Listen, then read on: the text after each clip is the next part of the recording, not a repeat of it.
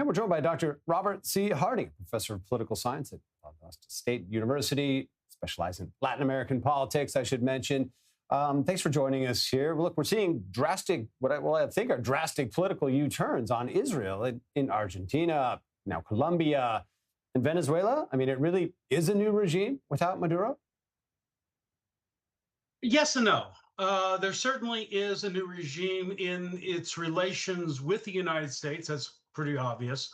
And this move with Israel is a humanitarian move on one level. Certainly, Venezuela needs all the help it can get. The devastation, the destruction is almost unmanageable. And you still have half the population living in utter gut-wrenching poverty. Right. But I would say that this move is also part of a broader shift in the region, as you were alluding to. Under the aegis of the Trump administration, the right-leaning governments of various countries in Latin America are warming up, not just to Israel, but to the desires and the policy direction of the United States. And Venezuela in particular, one thing to keep in mind here, this is not a democratic government. This is not a government that has turned 180 degrees simply because Maduro is no longer there. They are still an authoritarian dictatorship that is leaning and bending in some ways to the needs of the United States. But on the ground, there is no democracy. It's still very much an authoritarian regime. Well, one thing that, does appear to have changed. A virtual minute ago, Venezuela was an Iranian ally, huge in their money laundering, who knows what else nefarious. What does it mean, again, bringing this back to Israel, to potentially have a workable relationship there now? And I guess on the other side of that, how big is the apparent setback, for Iran, Russia, who had such sway there?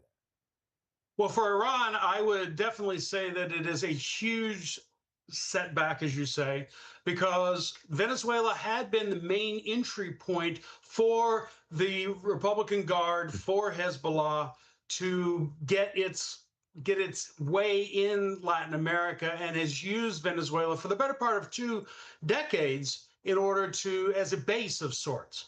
For Russia, a little bit less so. Certainly there has been a long-standing relationship with Russia, but Russia, as we know, is not really in a good position to do what it might want to do to support the Venezuelans vis-a-vis this warming up to Israel or the bidding of the United States.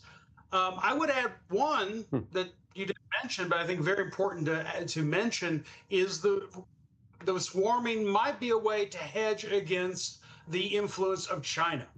Of course, China is the #1 player in not just Venezuela, but has become the #1 player in all of Latin America. So I see this warming of relations partially, yes, humanitarian, but partially a pragmatic response by the Rodriguez administration to do the bidding of the United States, or at least show they're being more cooperative, and to allow for maybe some other opportunities diplomatically, but also financially. I think it's important you mention and highlight again for our viewers. Of course, they're reeling, the destruction from the earthquakes, and that being, obviously such a huge factor there as well right now. I guess we'll stay tuned to see what other changes of heart or policy emerge from what's evolving there in Venezuela. Professor Harding, thanks for being with us. Welcome.